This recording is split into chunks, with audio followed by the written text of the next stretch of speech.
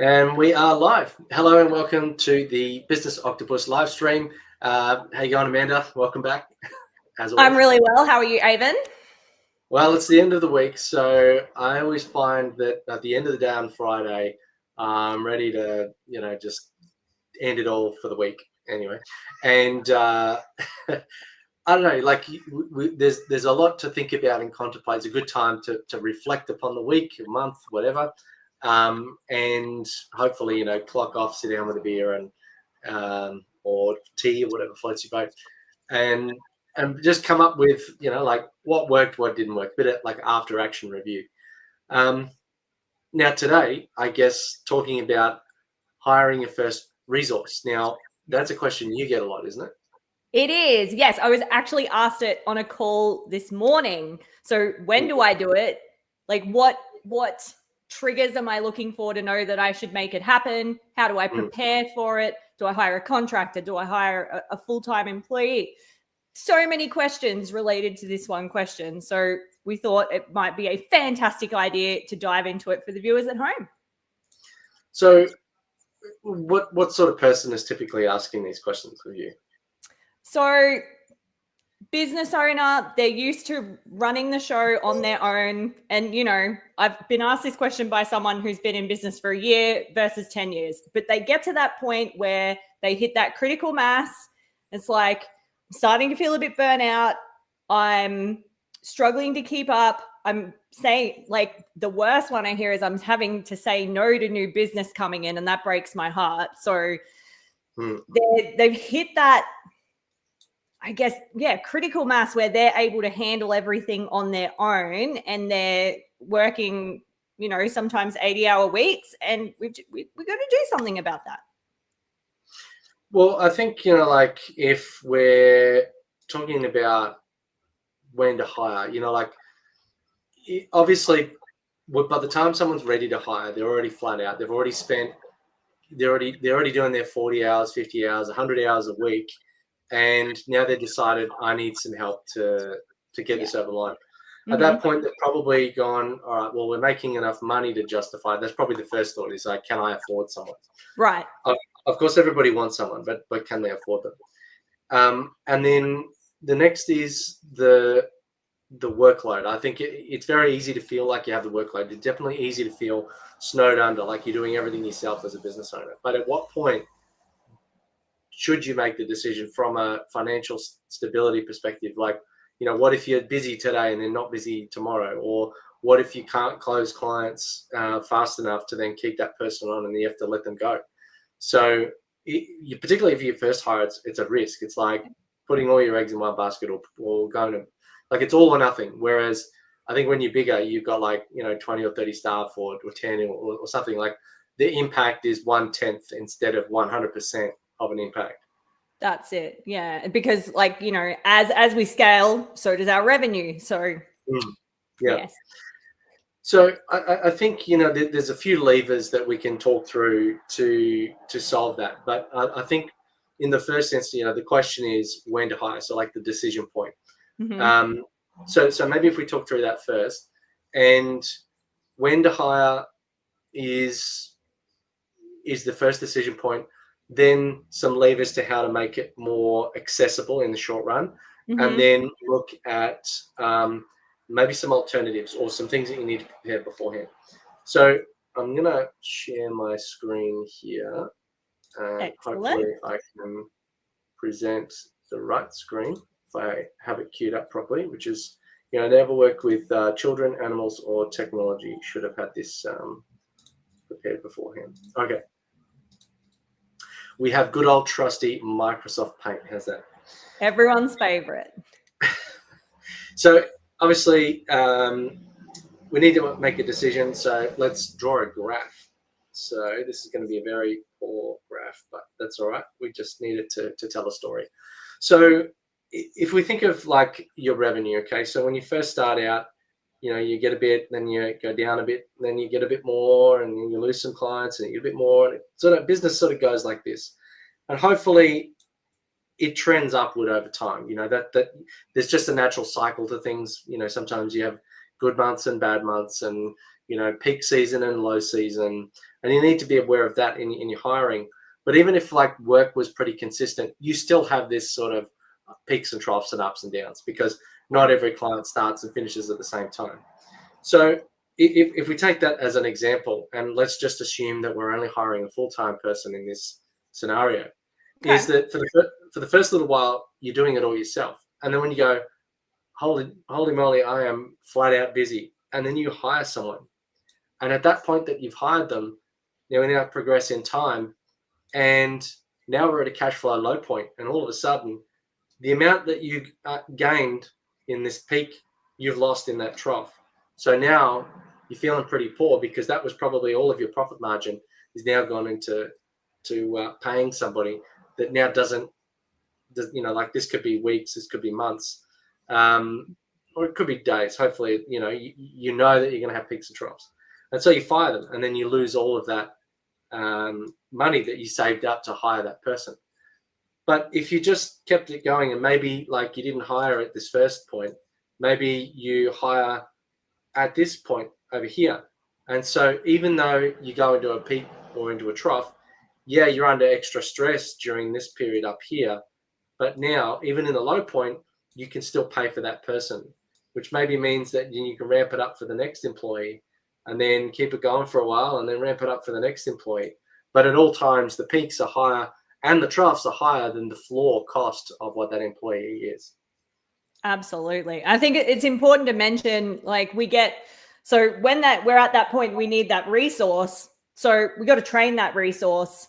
And what a lot of us do, I know I've been guilty of it, we drop the ball on our outreach. So we're part of the problem in creating that trough, because we haven't been bringing in the new business that we need to keep that team member on and bring in the new projects to keep us paid and them paid. And like kill a bear, eat a bear. That's like the painful cycle of version 1 in company. Like, yes. Try to really hard, spend all your time finding the client, get the client. Now you're spending all your time doing the work, and then when you've done the work, you've got no client to then go on to. So you're constantly in this vicious cycle. So I guess to find some alternatives to doing that, you touched on the onboarding piece. I think we'll come back to that. But in the first instance is maybe there's some other levers that you can pull before you need to hire that can extend your runway. AI is the obvious one that's in the media everywhere. Mm-hmm. The next one is, what are some other areas of your life that are taking up your time that could be outsourced without requiring the need for an onboarding or for preparation or for any of that sort of stuff? There's 3 easy things that I could throw out there. Bookkeeper, you literally just give them access, they know what to do. Mm-hmm.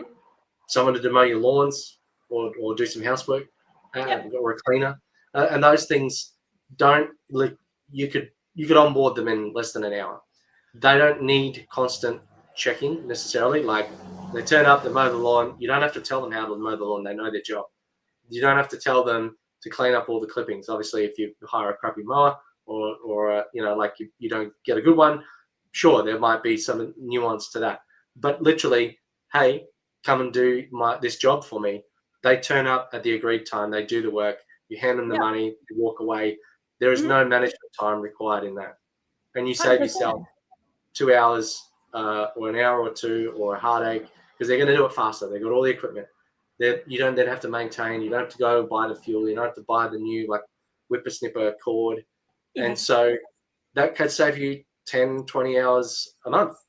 That's it. Yeah. And I think the other cool thing about it, you're getting used to outsourcing stuff, because as business owners, we might not have even had a leadership or a management position as an employee. So we might not be used to outsourcing things. So it's getting us in the habit of outsourcing, delegating, so that when it does come to bringing on a team member, we kind of feel a little bit more comfortable with it.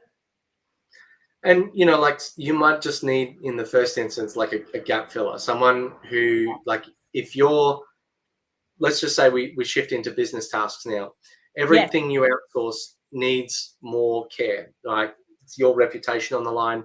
It's your baby, your business is your baby. It's your requirement, or the thing that makes you money. If they stuff it up, it could have a big impact on you. So de-risking that as much as possible by having them do low risk activities. Maybe it's just, maybe you get your bookkeeper to do a little bit more advanced stuff like chasing your debtors or doing your invoicing, or, maybe make them a little bit more active in your business, which kind of speaks more to that fractional resource as well. So maybe it's an admin assistant for 1 day a week, or maybe it's a marketing person, things that don't require a lot of your time to onboard them. And in that fractional state, that probably costs more because they're only doing a little bit. But you should hire someone who's really, really good at what they do, so that you don't have to show them how to do everything. Absolutely. That's what I did. When I first needed people, I hired people that knew exactly what they were doing so that I could just insert them into a project and go, 30 minutes, you know what you're doing, off you go. And yes, they cost a bit more. Also, I didn't have to worry about it. All good. Particularly if they're only working for like 1 day a week, or like 4 hours a week, or 2 days a week, whatever it is, because you don't then have to take 20 hours to train them. Exactly. So what are you really saving? And I know it comes down to dollars. Like, entrepreneurs don't value their time as much as perhaps they should. And, like the fractional resource, again, helps you. You could even tell them, write procedures on how to do this thing, so that one day when you replace the fractional with a full-time resource, now you've got the detail of how to do things. So SOPs and training. So that's really, you're good at SOPs and training. Do you want to talk a little bit about what to do there? Look, so the best way you can set yourself up for success, exactly as Avon just said, if you're getting fractional humans in, get them to do it as part of what they're doing on a daily, weekly, monthly basis. Also, when you're doing things on a daily, weekly, monthly basis that you plan to have a team member take over, record the Loom video, write a procedure. And you're going to tell me, and Amanda, I don't have time. Also, you have 10 minutes to save yourself hours and hours and hours down the track, because the more that you can set up your standard operating procedures, your knowledge bases, basic training for the full-time person when you need to bring them on, or the multiple full-time people, the less you're going to have to spend one-on-one time training them. Also, if you have a searchable knowledge base, they're going to ask you less questions and create less bottlenecks, or you will not be the bottleneck because they'll be able to go and find the answers themselves. And, like, just getting into a little bit of nitty-gritty on how you create those documents and guides, is that you should socialize the knowledge with the individual. So put it in front of them, but then get them to provide feedback. Like, I had a comment in we've got a knowledge base, and I gave an answer or an article on how to do something. And then someone came and asked a question, which was pretty much, the answer was this: that's how you don't do the thing. But like, understanding the negative points of SOPs which is like, Thomas Edison finding 10,000 ways how not to make a light bulb. All of those are valid, because so that people don't go and try that again. That's right. So no, we don't do it that way because this, and this. And then next time when someone goes to look at that article, you can say common questions about this article. Have you tried doing this? Yes, we have 100 times. It hasn't worked, and this is why. Follow the process. It's there for a reason. So doesn't mean that you should encourage people to, question things, and maybe sometimes old thinking is old thinking, and new thinking can surpass it. But the thought of having somebody else write a knowledge article is excellent. Like, I'd much rather show someone how I do something, and then say, like, record the meeting, and now say, now write me a knowledge article. Yes, they could probably get AI to do it, but it'd be better if they actually understood the process. And so, maybe tell them, spend the time, learn the process. It's going to teach you the process. Then the document is also going to help the next person and the next person. But that's it. Prioritize things that are going to be repeatable, that other people are going to have to do in the future. Absolutely. Yeah. So and the things that you need to focus on are you say repeatable. So you think about what gets done daily, tick those off first, then what's done weekly, tick that off next, monthly-ish, tick that off next. If it's once every 6 months, yes, we do need to document it. Also, that would be a lower priority. So yeah, it's just about stacking it sensibly as well. Yeah. So one, I guess, extension, we talked about fractional resources. So your fractional resource, part-time or contracted. So, don't feel like, that with that graph before, that you have to save up a full-time salary. If they're 100 grand a year, what if you're only working 20 hours a week? There's plenty of people that, probably, maybe they're looking after kids, or there's some other activity that they do. Maybe they're trying to like study and they only want to work part-time. So there's lots of opportunity for someone to jump in and do a little bit without doing everything. And that gives you enough leeway, because I think not only do you have to have enough income coming in to pay the salary, you should also have a bit saved up in the bank to fund things like leave balances and, like that training time and expense. Maybe have 20 or 30% more than their salary, or double if you can, or, you need to have enough of operating expenses to say, maybe you hired them, it still took you away, even though you tried to mitigate that with training materials and onboarding and all that pre-work. And then your sales dip. So, like there could still be an impact. But then if you're patient and you ride that wave, after you hire them, theoretically, you now have more time to sell. You have more time to market. You have more time to get those customers. So the return will come. But yeah, you just got to be patient and have the wiggle room. Yeah, that's right. Because it will always take you longer than you think it will, team. Always. Everything takes longer. Yes. That is the nature of doing business. I once had someone who was going to kind of like dabble in entrepreneurship. They wanted to be a part of something, but they didn't realize that, this could take months or years to get off the ground. And if they weren't willing to put in the drive, or have the drive and put in the effort, then like they were expecting to do it over their long service leave, and they get like 1 month in, they're like, I could have worked here and made money. I'm like, yes, but you're always going to have a job. Yeah. And you're never going to own anything other than, whatever you buy with your salary. So in order to create something great, sometimes you've got to create a risk, and sometimes a risk is hiring somebody. And if that's where they're at and that's what they want, then, that's a fair value exchange. So, yeah. Anyway, I think that's pretty much covers it. I think so. I just like to just to drill in what you just said. I think a lot of us are terrified because it feels like such a massive risk. So if you start by taking those smaller risks first, so what can I outsource in my household? Then who can I hire on a part-time or contract basis or fractionally? And then you can work towards it. But the important thing is that we take those first steps. And yes, it might be a little bit scary. Also, if you want to get ahead in business, you got to do the scary stuff. And if you take a long-term view, you're more likely to be successful.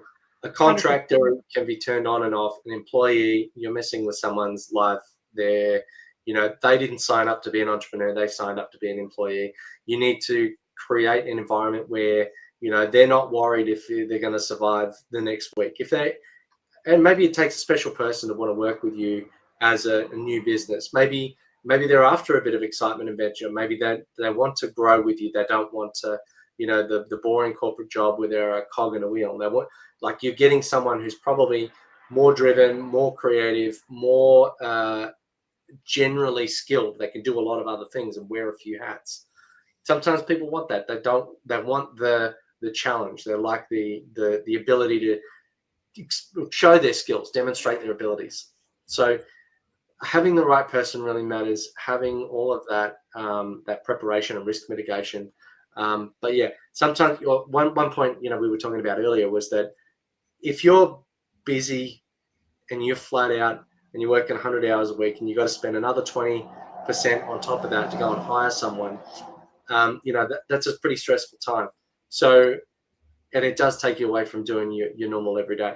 So if you're running a business and you're trying to be more effective and, sell a lot of things and do a lot of things, then you're probably at your most efficient. When you're flat out and under the pump, we've got a comment, which I won't show.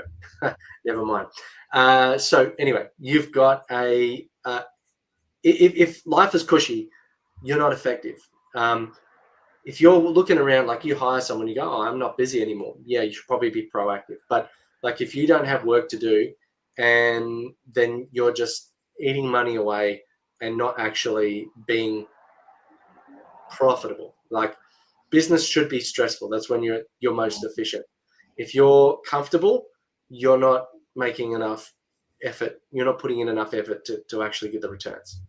So That's it. So hiring can be a problem. If you think you need it, wait a bit. If you're stressed out, wait a bit.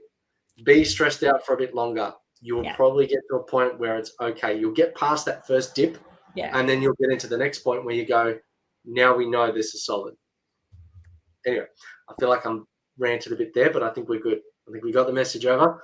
People are going to be okay. It's all good.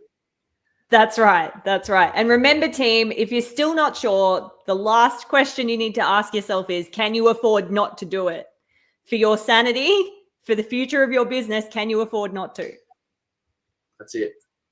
Well, if you've been listening, if indeed you still are, you can always jump on and ask more questions and get more answers at the Relevate community. And we've got lots of people in there that have a lot of experience around hiring, leadership, training, all sorts of things. So we also take our examples from that to be able to talk about them on the live stream here.